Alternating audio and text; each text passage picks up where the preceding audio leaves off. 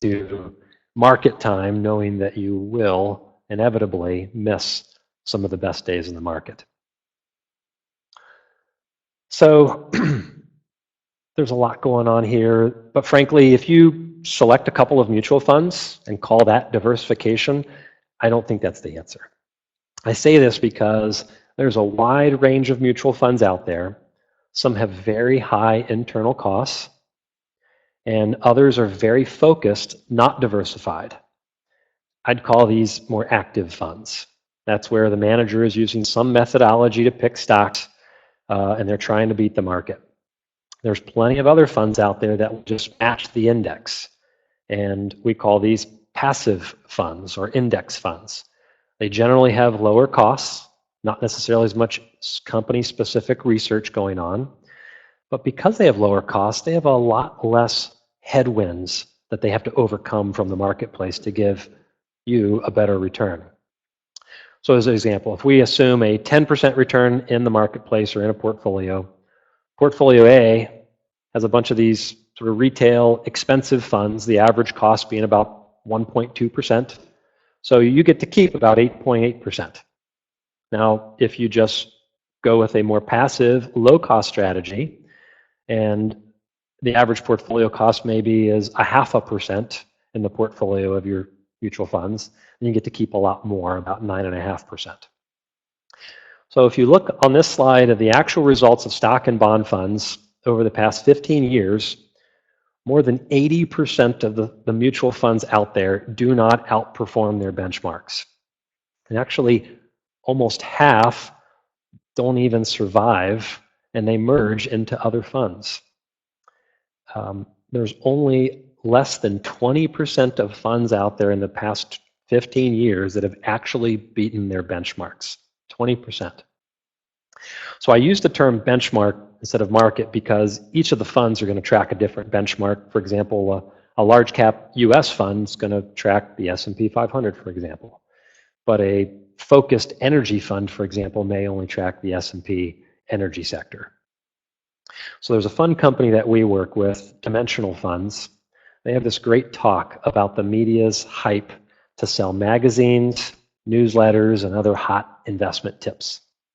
So many times, the front cover of Money magazine touts the top 10 funds of the year. Then those funds take on a flood of new investors' money. We call that hot money. The fund strategy gets overwhelmed and it underperforms. A lot of those people will jump ship, sell the fund. And then they're gonna chase the next hot thing. But anybody holding that fund is going to experience a lot of expenses, additional expenses, a large tax bill. So sometimes it's better not to invest in the top 10 best funds that you see on the cover of these magazines or that the media may be promoting. Oftentimes, it's best to invest in funds that stay out of the media spotlight, or ETFs, for example, which are exchange-traded funds that track an index. Because a lot of those funds are going to provide a consistent long-term result and stay out of the media. And I'd say additionally, you really don't want a fund company that you're investing with to spend your potential profits on Super Bowl ads or taking out large Wall Street Journal articles. It's just unnecessary. And as I've said before, I'm not a heavy risk taker, so I believe it's prudent to choose passive funds, get a predictable rate of return, a market-like return, and kind of pass on that chance of being in the 20% of beating the market. So to recap, we've talked about how stocks are priced, how markets are made up of many participants driving stock prices to a fair price or an equilibrium, and the merits of diversification and keeping costs low and risks low as well. So let's talk about making some money, because that's the most enjoyable part of investing, seeing that steady growth occur over time. And to say it frankly, it's really not that difficult to create wealth in the market if you have a good strategy. And as we'll discuss later, having the confidence of sticking with your plan, both in good times and bad times, is critical for your long-term success. Now, let's review how you can structure a portfolio to achieve the best return for the level of risk that you feel you can tolerate in the worst of times. So I've mentioned before there's many markets to invest in beyond the S&P 500 and Dow. Those indices track only the large US stocks, again, the ones that we all know. However, there's many other markets that offer the benefits of diversification and higher expected returns over time. If we look at this chart, we see the bottom gray line is essentially inflation. This is $1 invested from 1926 until 2016. So inflation has basically degraded the value of the dollar by a factor of 13. If you invested in treasury bills, you would have kind of kept up with inflation. Your dollar turned into 21. Bonds, a little bit better. But look at that US large cap index, which is the S&P 500. $1 turns into 6,000. I mean, that is outstanding. That's just the S&P 500. But now if you look at that next line, the highest line is the small cap index, or they call it a CRISP index. So if you had the metal to put all of your money in small caps over the past 90 years, you certainly would have done quite well. But I don't recommend that. So we all know that capital markets reward long-term investors, and the markets essentially represent capitalism at work in the economy. And historically, free markets have provided a long-term return that has more than offset inflation and has created real wealth over time. Now, you may have heard that market timing doesn't work, but having time in the market does, and I think this slide clearly shows that point. Now, I've only been invested since the 90s, but a lot of my clients have invested since the 60s, 70s, and 80s. And if you look at what $10 and $100 invested back then turning into 10,000, I mean, that's what Einstein called the eighth wonder of the world, or compound growth. And it's accessible really to anybody with patience and the discipline to follow a prudent strategy. You know,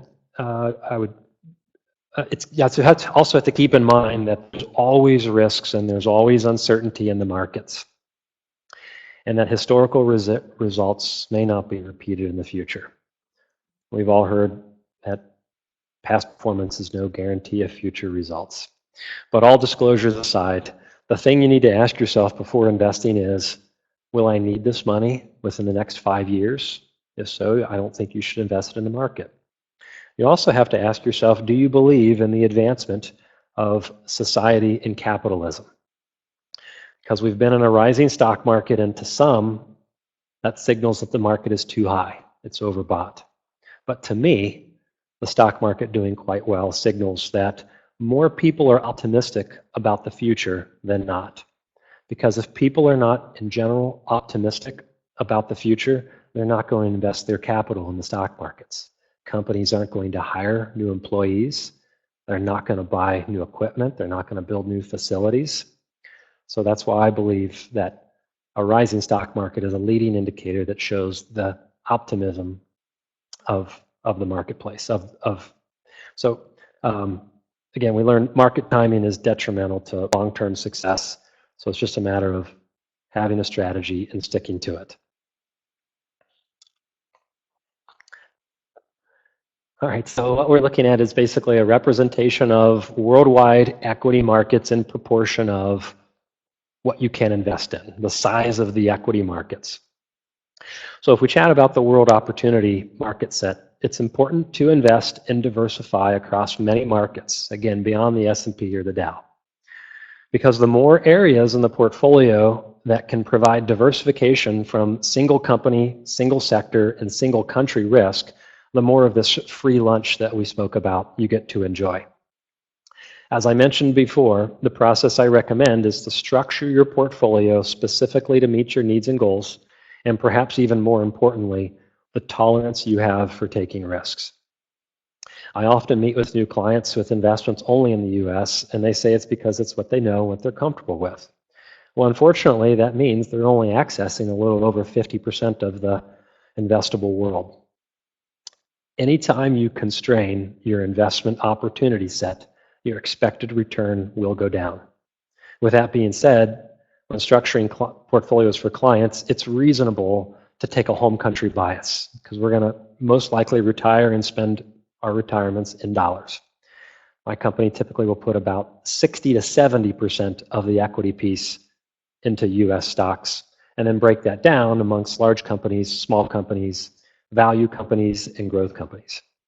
And the foreign piece is essentially spread somewhat proportionally to the investable marketplace. So how can this play out to your benefit? If we consider the year so far, the S&P is up about 15, small companies are up about 12, bonds are up 2 to 3%, but foreign markets are up 20 to 30%, depending upon what market you're talking about. So it's worth saying in a diversified portfolio, there's something to be happy about and something to complain about at all times. All right, so I mentioned a company that we're aligned with, Dimensional, or DFA funds, that align with great minds in academia and finance to provide some of the most highly sought after mutual funds in the marketplace. And I'm curious, by show of hands, if anyone has heard of Dimensional or DFA funds. Great. I believe that DFA is a desirable investment partner for anyone because their funds fit in this philosophy of buying the market, keeping costs low, and staying out of the way of hot money. They also give investors a great result by enhancing returns by structuring their funds to capture more of these premiums that we'll look at. So some of these examples is, the market premium, for example, and we all know this. You should expect a higher return or an equity premium for investing in stocks over bonds. We all know this. But there's the size premium as well. And if we think back 2 slides ago, small companies drastically outperformed large companies over long periods of time. This makes sense because smaller companies represent more risk of company failure, so they should provide additional returns. When investing in smaller companies, of course, you have to diversify because a single company blow-up can be catastrophic on your portfolio. Now, there's this other thing called the value premium, or they call it the relative price. So the value premium is essentially stocks that have a low price-to-book value ratio historically have provided a higher risk-adjusted return over those companies that have a high price-to-book value ratio. So what does that all mean, the value premium or the relative price? Well, if your price is pretty close to book value, that either means you're a distressed company and a potential turnaround, or it could just be one of those not exciting companies like financials, utilities, energy, and a big portion of healthcare. And then they've identified the profitability premium that essentially says investing in stocks that have higher current profitability can be back-tested and evidenced to provide a higher risk-adjusted return overall. And I should mention that all of these premiums that exist across all markets, well documented, and across all time periods. So they're not just data mining a certain time period to basically prove their point and pitch their funds. Now on the fixed income side, we see term and credit. Term, again, we all know this, whether you're talking about CDs or bonds, the longer term you buy, the higher expected return you should expect, or the higher interest rate you should expect. And credit risk is essentially the higher the credit or default risk, or the risk of your bonds not paying you back the principal is higher, so therefore you have to expect a higher rate of return. Well, I believe that a prudent strategy and what we employ is let's not take risk on the bonds. The bonds are essentially the safe capital, the safe portion of your portfolio.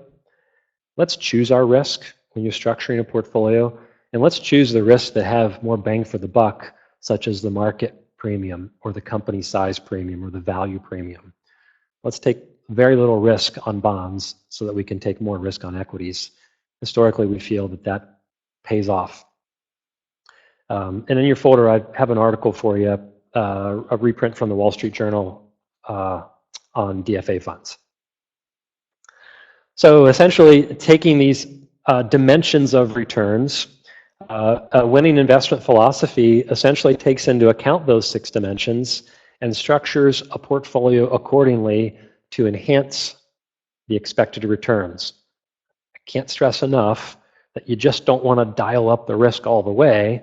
You have to take a proper allocation or a proper prescription, if you will, that's aligned with your personal situation, your goals, and your tolerance for risk. So staying disciplined is the hard part. And perhaps I think why most investors fail to make it to the finish line. And it's hard because there's always reason to be concerned. I mean, especially if you consume any part of the news. If we look at the past 40 years, 46 years, I mean, all these major impacts that have shown up on this chart, yet the stock market continues to charge ahead. There again, the world is getting better, the economy is improving, capitalism is working and healthy. However, without a strong investment philosophy to guide an investor, they might follow the emotional advice of friends, family, or the news, especially if the insight promises a fast, easy return. But I'm here to tell you that growing wealth has no shortcuts. Success requires a solid investment approach, a long-term perspective, and the discipline to stay the course. As humans, we're just not wired for this. You know, we're just not good at it, especially when we're dealing with our own money. And I'm no exception to this. There's a guy in the office that manages my portfolio exactly the same way as clients are managed. And if we look at some of these thoughts, I'm prone to all of these. You know, the market tanked. I should have seen it coming. My research confirms this is a great stock to own. I work in the industry. I know what's going on. It was a bad idea, but I just don't want to sell at a loss. So to remedy these, the best advice I can offer is, again, the concept of a foundation, a strong foundation. And you build a strong foundation by, number one, understanding how markets work and how your money is invested. Where is it invested? Aligning yourself with an investment philosophy that's time-tested through the good times and the bad times. Really objectively understand your risk tolerance. Don't take your risk tolerance in the good times or the bad times. You really assess it a variety of times and take an average of really how you feel when you're feeling good and not so good. So once you know this, then you can structure a portfolio. You have growth assets like stocks and safe capital like bonds.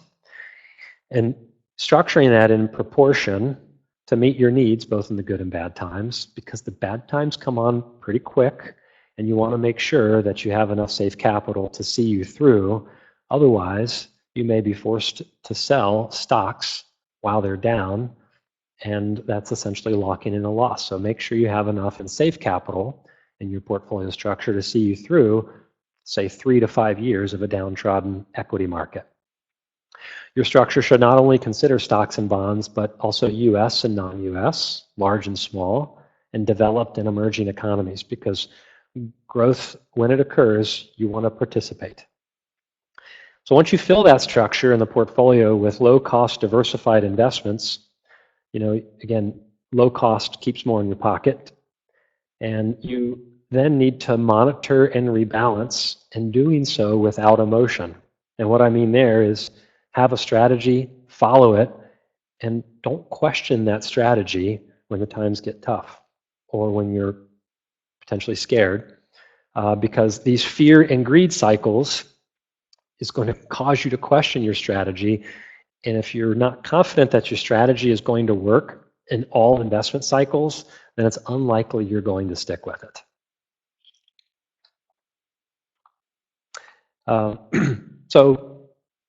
Let's see. So this idea behind investing is to buy low and sell high. Yet, when you follow this emotional investment cycle that's sparked by reactive decisions, it's going to bring the opposite effect. We know that it's extremely difficult to time the market on a consistent basis. And when we look at the 2008 and 09 global financial crisis, this offers a great example of how an emotional cycle can affect an investor's decisions.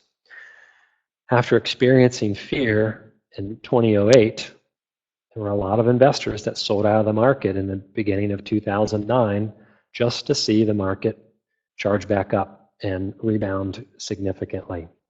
It's very difficult once you've locked in your losses to see the market going up to just resolve with getting back in. There again, having a strategy that will see you through the good and bad times. So if you look at this moment of elation, everyone who's invested is a genius.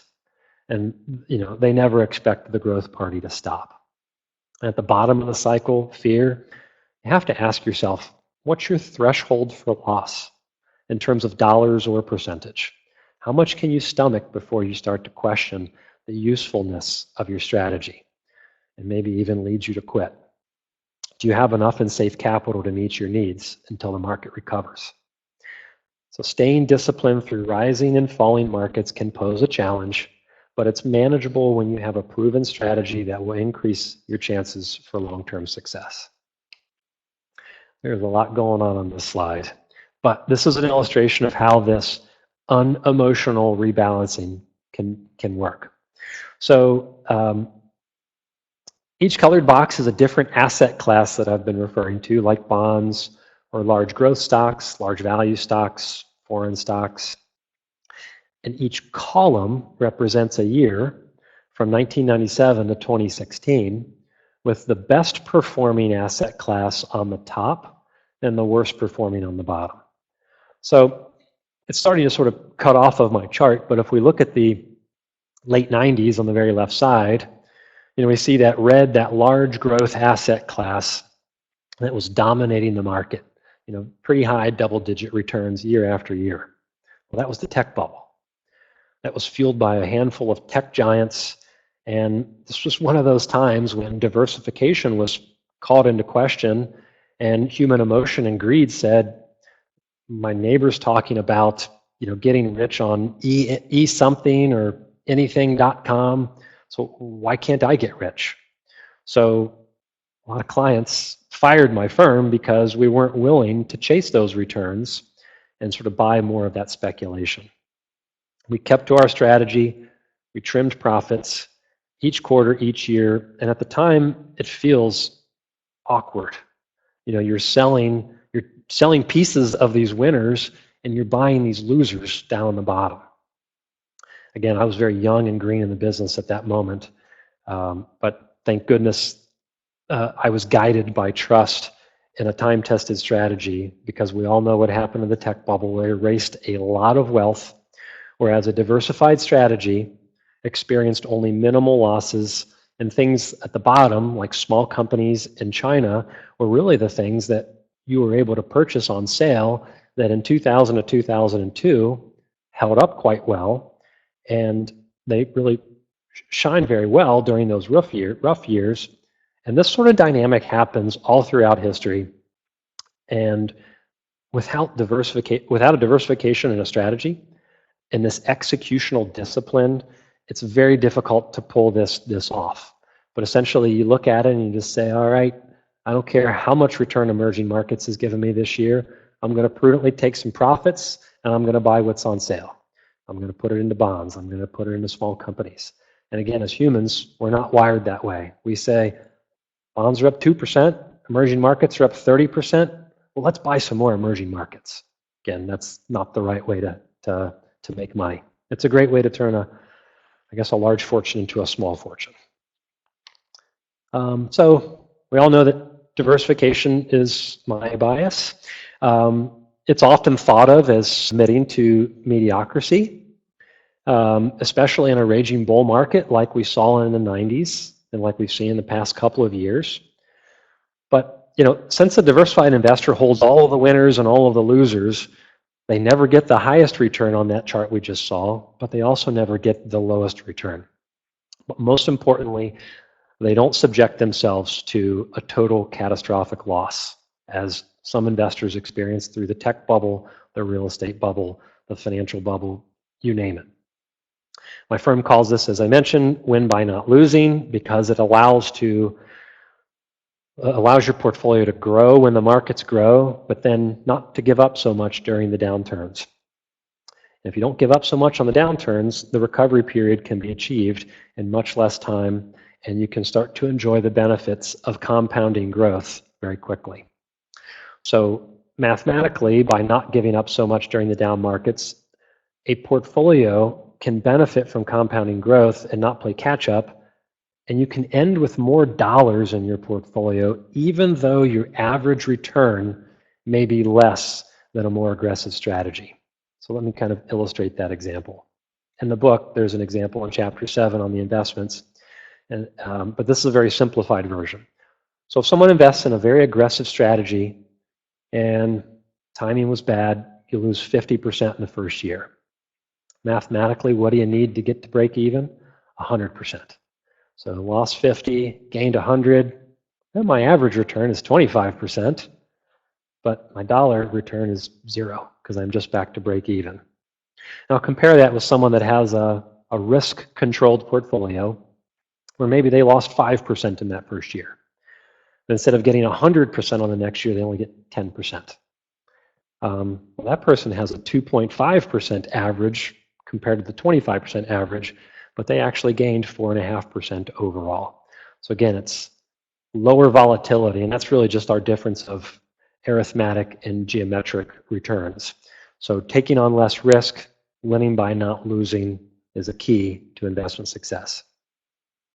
So said another way, diversification smooths the ride.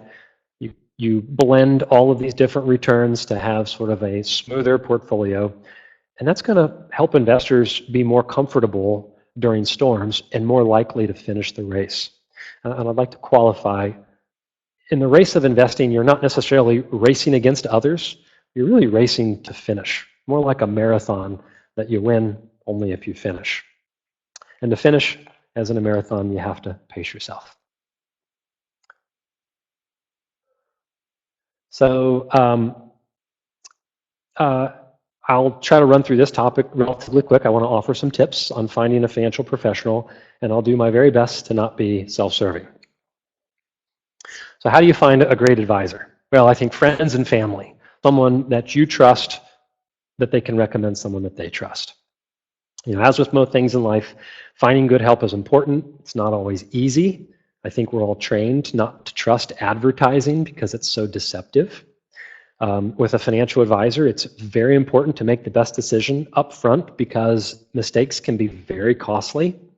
You know, again, start by asking friends and family who they trust. But also keep in mind that their recommendation is based on the limited experience of their own situation. Their needs and their risk tolerance may be quite different from yours, but ultimately you just want to feel comfortable and connected with your advisor. A professional referrals, if you have a CPA or an attorney, you know, that trusted advisor is another great place to ask. Those professionals know you and your current financial situation, so hopefully they'll make a good match for you.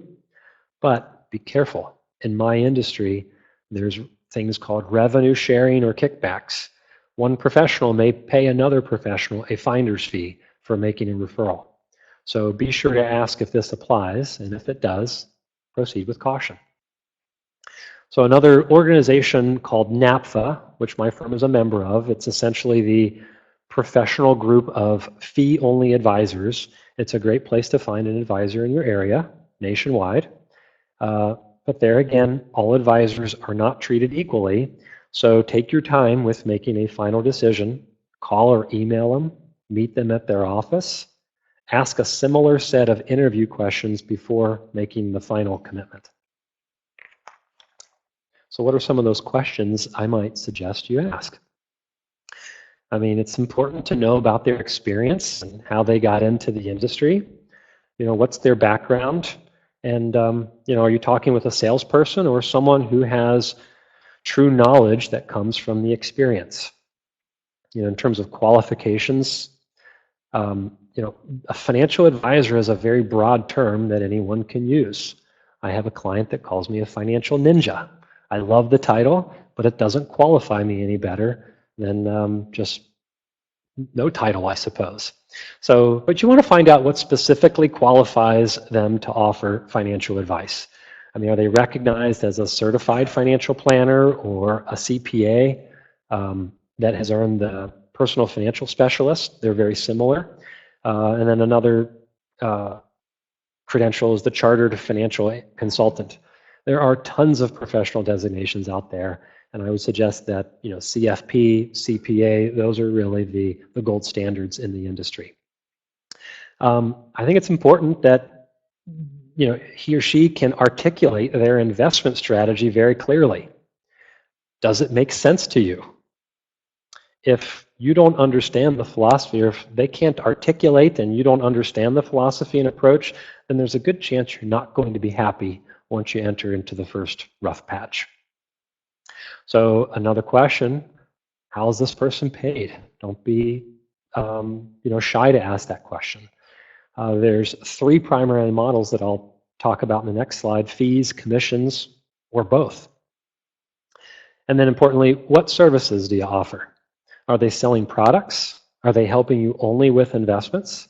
Or will they go beyond and help with the overall holistic life planning goals that you have? We like to say our clients are more than their portfolios. And I'll shamelessly plug an insert in the handout, a Wall Street Journal article I had some years ago. And of course, ask for that in writing to make sure that you have a written agreement detailing the services to be provided, and this is going to help clarify expectations on both sides. So I talked a little bit about certifications, qualifications. I mean, again, anybody can call themselves a financial planner. You really want to work with a professional that at a very minimum has a college degree in an area of finance, accounting, economics, tax, etc. Like as I mentioned, there's over 100 designations out there, but the CFP is essentially the gold standard in my industry, with a CPA connected with a PFS having a very comparable qualification as well. So we talked about how financial advisors are paid. There's really 3 primary ways. And this is important because the compensation is going to affect the advice that you receive, and if the planner faces any hidden conflicts of interest. So commissions, I've maintained that an advisor who is compensated through commissions is primarily a salesperson of financial products.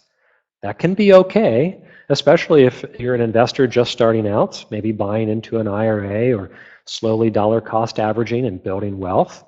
However, a client working with a commissioned salesperson must always ask themselves, is this advice truly in my best interest, or is it the most profitable product for the advisor? A commissioned advisor usually works for a large company and oftentimes is required to put the best interest of his or her company or employer ahead of those interests of the clients. And I'd offer that the sales of annuities are the most abused, and they are abused so much because they pay extremely high commissions to the salesperson. So fee-based, another way of saying fee-based, which is often confused with fee-only, is fees and commissions.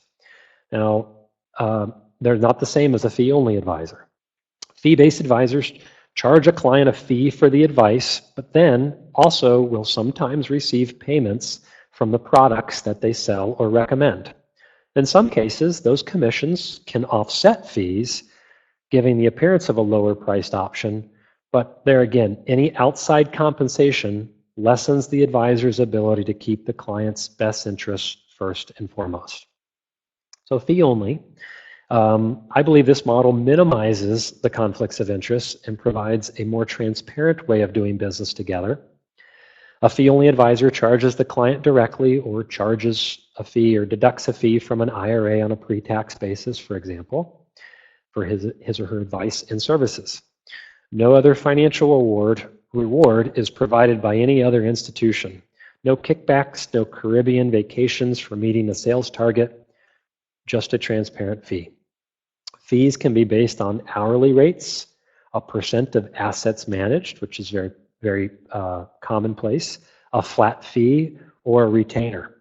I think the primary concern that you should ask yourself in working with a fee-only advisor is, well, what is the fee and what do I get for that? What services are you going to offer?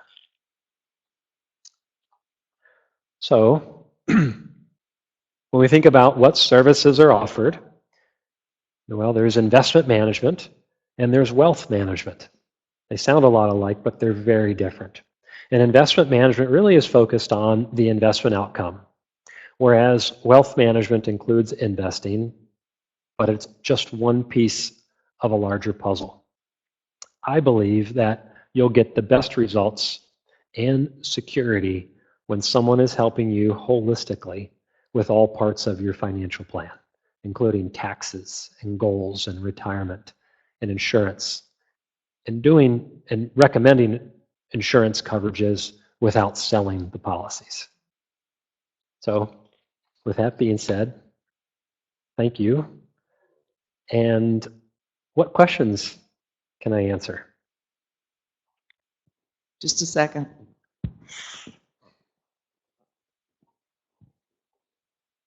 Are we allowed to pick your brain a little bit? I think we've got some time for that, so let's go for it. Okay. All the talking heads on the financial network say Amazon is going to rule the world. I don't particularly like electronic go-go stocks at all. They have no assets. Anyway, with Amazon ruling the world, causing retailers to run for cover, even old Barney Kroger lately, how do you think this is going to affect real estate investment trusts who rent to these brick and mortar places on the long term? Is Amazon going to totally wipe out their profits? I'm interested in this because I'm 72. I'm interested in all that boring stuff you were talking about. I think it's a great question, and to be fair, nobody can predict what the future will hold. Companies out there are going to create tremendous wealth, but they're also going to destroy other companies. When Nita introduced me, she mentioned that in 2015, I played a game with the business courier, and Amazon was the reason that I won. So, there are companies that are disruptive, and there will always be companies that are disruptive. I believe that there will always be a place for brick and mortar. I believe that Amazon, while it's creating 2,000-3,000 jobs here locally, that could destroy even more jobs than that.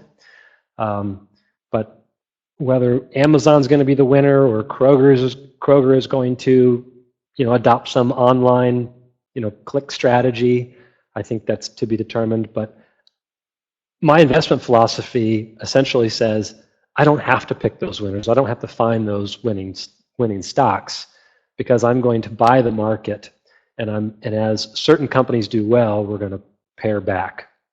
I can't see the future. I don't know what Amazon is going to do to all these brick and mortar companies. And the REITs. Well, I'm not investing directly in REITs. I'm not looking at vacancy rates. I think that would be the thing that you'd want to look at.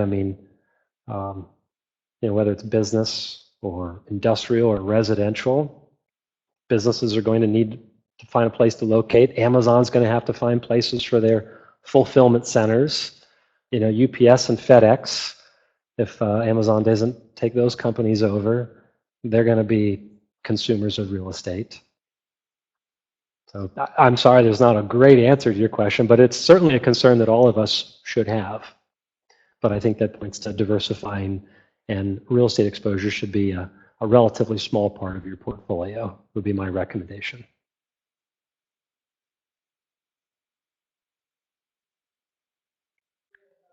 Yeah, I did see a couple months ago, I think Warren Buffett took a position in a REIT. I don't know whether that, don't know whether he'll be right or not, but he's a pretty smart guy. But anyway, you've been in your industry pretty long, Rob. How many of your competitors, use a disciplined approach like you do, where it sounds like with DFA that you're not trying to time the markets, you're not trying to pick individual stocks, you have kind of a disciplined overall approach with diversification, trying to keep the cost down. Can you, what does your competition look like? How many other companies are doing what you're doing? Or are you fairly in the minority in that? I think I'm not in the minority. It's a great question, by the way. I participate in a nationwide group of firms, and we share operational ideas. We share investment philosophies. And I would suggest that more than 50% of the firms out there are subscribing to this modern portfolio approach, which says diversify, don't pick individual stocks, keep costs low, and unemotionally rebalance on a set schedule. And if we think about, some of the peers in Cincinnati, there is a lot of really good financial planning and investment firms in Cincinnati. And some do engage in individual stock picking. They employ a lot of overhead and a lot of CFAs to do that stock picking. I can't necessarily speak to their results, but DFA comes to Cincinnati. They're based out of Santa Monica, California. They come to Cincinnati every 3 years. They don't come to other cities like Columbus, Indianapolis, Louisville, because we have a large population of firms that are aligned with DFA. But I would say the vast majority of larger firms out there want to reduce risk for clients, and they want to be able to focus on planning and a predictable return to meet those goals. And the best way to do so is to employ a get the market type of return, keep the risk down, don't give up a lot of loss when the markets are down. I hope that answers your question. Thank you. I have a question, Rob. How much money do you think someone should have before they come to a financial planner? I mean, some people don't go because they don't think they have enough money to invest. And when should you go?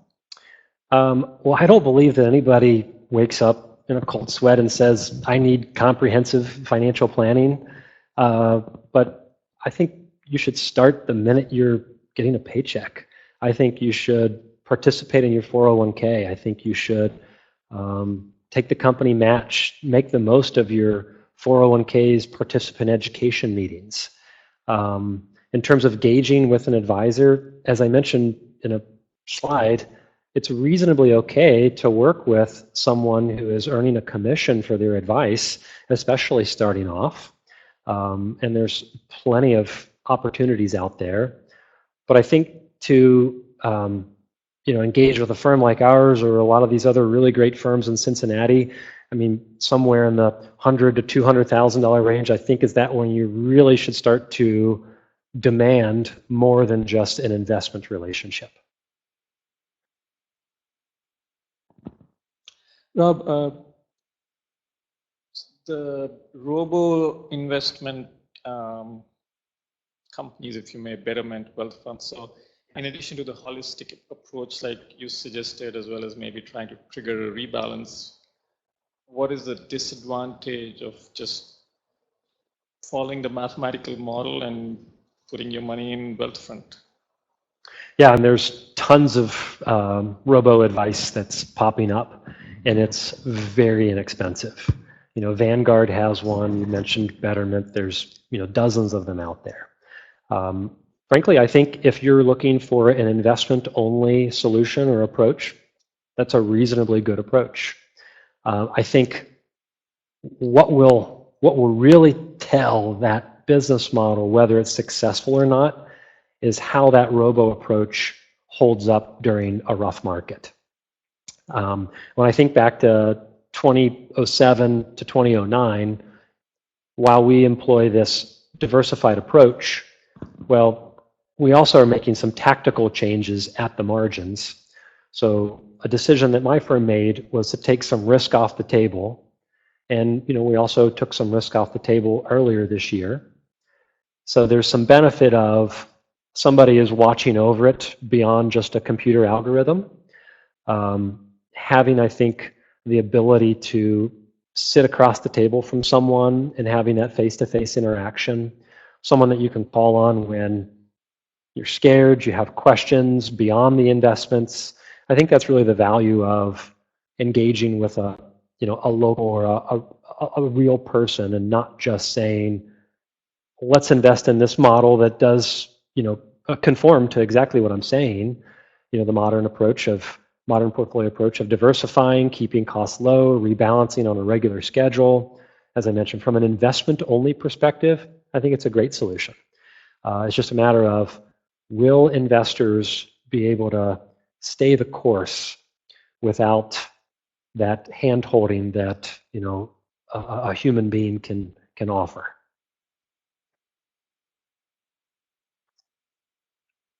Oh. Ladies first. Okay, thank you. First, thank you for coming this evening. I enjoyed your presentation very much. Thank you for the book. Did someone in your firm write this book, or? So the founder of my firm and my mentor, Brett Wilder, wrote that book. Okay, thank you. And it's essentially it's the training manual for any new employee, and it basically talks about all the things that we do, and there's only one chapter in there on investing. Gotcha. The Department of Labor fiduciary rule. I'm a COU in the insurance business, and I'm kind of semi-retired. How has this affected your sleep, the planning that you do for people, and really the access that Americans are going to have to good financial advice in the coming tomorrows? Is that a fair question? That's a great question. So just to catch everybody up, the DOL, Department of Labor, has pushed this fiduciary rule that applies to retirement fund rollovers, moving money from a 401k to an IRA or an IRA to an IRA. So the DOL wants to put some regulation on what documentation essentially that advisors have to subscribe to that says, if I'm going to take someone from this plan that has low cost or no cost and put them into an annuity, an IRA annuity, I sure as heck better document myself and say why that's in the client's best interests. Because the fiduciary rule essentially says, I must put clients' interests ahead of my own, ahead of my firm. I think it's a great rule. In fact, my firm has embraced the fiduciary standard not only on retirement assets, but also on non-retirement assets, all assets. So I think that elevates the quality of advice that we see out there. It hasn't necessarily been much of an administrative nightmare on our side because we're doing that analysis already to essentially provide proposals to clients. And what's interesting is our regulatory body is the SEC. And when I talk with the SEC, they say, that's the DOL's rule. We're not enforcing that. And they're not going to enforce it either. So it's interesting how they make these rules, yet there's no plan of action to enforce, regulate, document.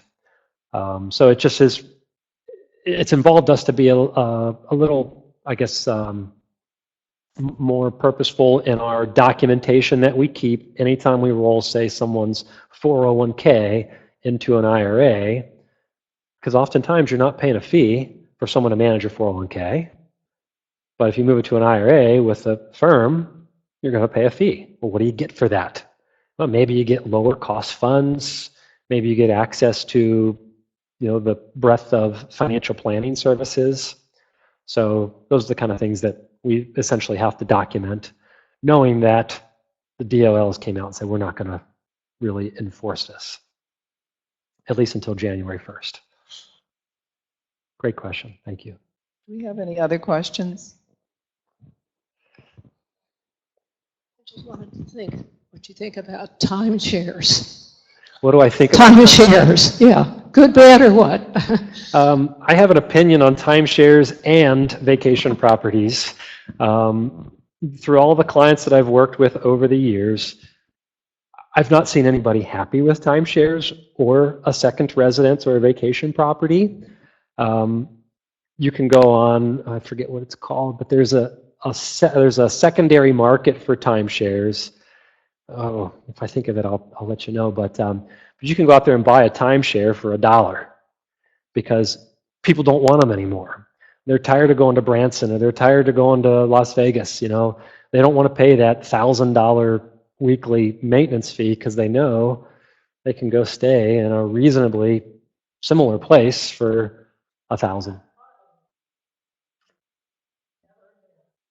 So I think there's a reason why timeshares are very aggressively sold, and they will not let you out of those meetings unless you just, you know, tell them, I have no money, I'm bankrupt. Oh, okay, well, get out of here. So not a fan of timeshares, not a fan of vacation properties. Do we have any more questions? Jay, do we have any online? Okay. Is anybody awake online? We have time for one more question. I'm going to attempt to pick your brain again. All right. Now, I've found I do my own, okay? And I have found that most of the time, my best opportunities came in a special situation. Such as like 6 weeks ago or so, 3M missed their earnings by, I don't know, what was it, 4 cents or a nickel or something. And the stock went from 218 down to 196. Now 3M's not a nickel dime outfit. Great company. Oh. So I thought these people are overreacting, heading for the hills for no reason. Just like Cincinnatians driving in a rain shower. So I took advantage of it, I thought. And here, 3 weeks later, 4 weeks later, it's back up to 217, 218. Do you believe in doing that in your, as far as opportunities, special opportunities such as that? It's, again, there's this allure of finding a stock that's been punished, not based on true fundamentals.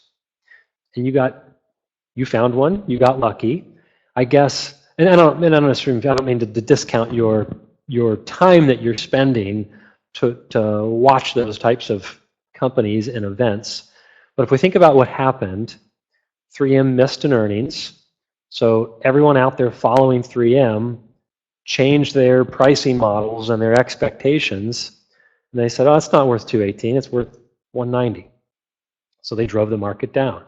Folks like you say, well, that's a great company. Look at the dividend. You know, that's not going to change my future. So there were enough folks out there that said it's worth every bit of 215 or 218. So they bid it back up. I guess I'll say that that's not always going to happen. And I don't believe that the single company risk is something that is worthwhile to take. 3M's a great company, but if they had a product recall or, you know, some type of a fraud or accounting problem, that's going to affect the stock price that may not come back. And, you know, I think anyone who is sort of investing on their own in picking stocks, I think it's important to gauge how much risk you're taking relative to the reward that you're getting and compare that to the market, the S&P, you know, the world or the worldwide marketplace. I guess that would be my only pushback is, are you measuring your rate of return on an annual basis and factoring in how much risk you take, and are you keeping up with the market? Or perhaps maybe you just enjoy it, because there's that element as well. It is enjoyable. Thank you, Rob. Thanks, Steve. I have one last question. This little tax crusade that we're on now, how do you see that impacting investing? Do you see the people like you having more time to actually look at stocks and not worry so much about taxes? Oh, well, we don't prepare taxes. You know, I think there's enough lobbyists out there that want accountants to remain employed. But I love the idea of simplifying the tax code. I wouldn't necessarily say that it makes our jobs tremendously easier. because we're looking at it on a long-term, multi-generational perspective. Should you be taking advantage of Roth IRAs and Roth conversions, or accelerating deductions, or accelerating income?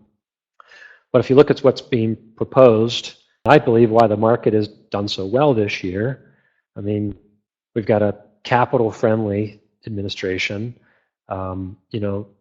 The promise of less regulatory environment.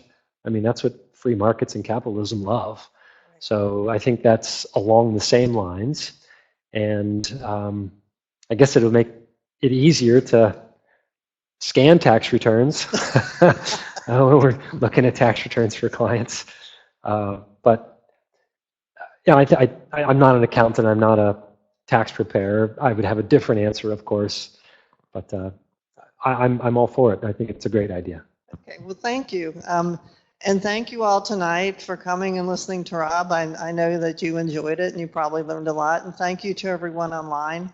And one last announcement I want to make. It's not on our calendar yet, but we're going to have an event here, our end of the year event, November 17th. We're going to have a tribute to Tom Petty.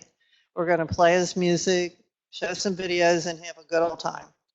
So put that on your calendar if you can. Thank you very much.